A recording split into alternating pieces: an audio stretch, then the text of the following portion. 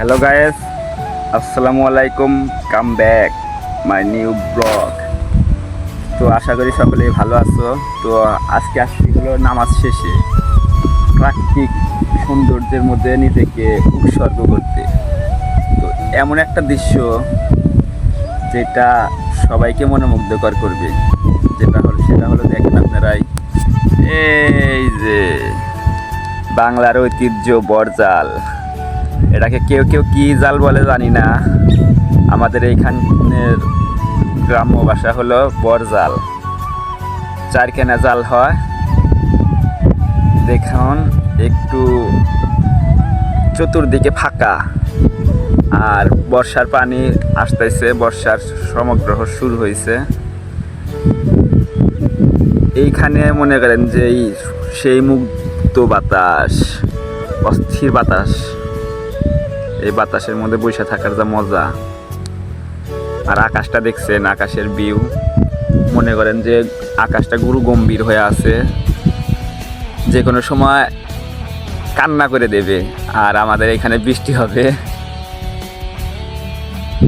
মাঠে গরু ঘাস খাচ্ছে,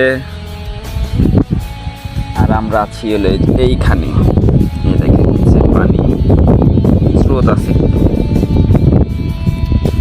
আমি আছি, আমার ছোট ভাই হাফিজ আছে, আর আমার গাড়ি আছে ব্ল্যাক ডায়মন্ড, হোয়াইট ডায়মন্ড। সে একটা মনোরম পরিবেশ। আরে দেখেন, এটা তাল গাছটা দেখেন, তাল গাছটা যখন বড় হবে তখন সে একটা ভিউ হবে এখানে। আর জায়গাটা এখন ভালোই, খারাপ না।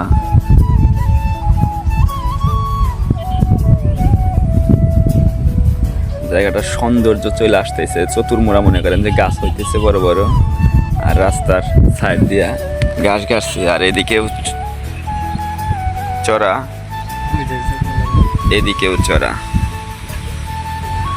এদিকে গরু ঘাস খাচ্ছে, কেউ কাপড় ধুইতেছে, আর প্রাণীর চোত আসতেছে। আর এদিকে দেখা যায় হলো তিরমণি ব্রিজ না জোকনালা ব্রিজ বলে, এটা দেখা যায়। আমি একটু জুম করে দেখাই আপনাদের। এই যে দেখুন, এটা জোকনালা ব্রিজ। একটা টং দোকান আছে, সেটা দেখা যাচ্ছে। ওরে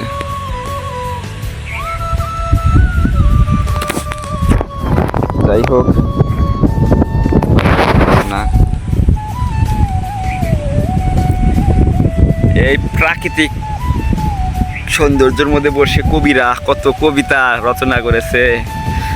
যাই ভাগ্যিস আমি যদি কবি হইতাম, তাহলে আমিও অনেক সুন্দর সুন্দর রচনা রটন করতাম এখানে বসে। কি বাতাস, সেই বাতাস। আর এদের নিচে শাপলা ফুল বরং ফোটে নাই। আর এই পানি দেখছেন, কোনটা যদি পড়ে যায় খুঁজে পাওয়া কষ্ট হইব না, কারণ একদম ফ্রেশ পানি। নিচে কি আছে দেখা যায়। সেই একটা ভিউ দেখছেন, ওয়েদারটা মাথা নষ্ট ওয়েদার, জাস্ট অসাম। এক সময় এখানে কোনো বাড়িঘর ছিল না, এইখানে একদম ফাঁকা ছিল, তখন আরও ভালো লাগতো। এখন মনে করেন যে ঘনবসতির কারণে বাড়িঘর নিচে হয়তো, কিন্তু হয়তো জায়গাটা এখন একটু নষ্ট হচ্ছে। তো এখন আর দেরি করবো না, চলে যাব, ক্ষুধা লাগছে। তো ভিডিওটা কেমন লাগলো অবশ্যই জানাবা।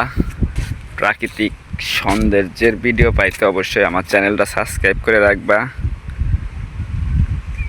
Good bye.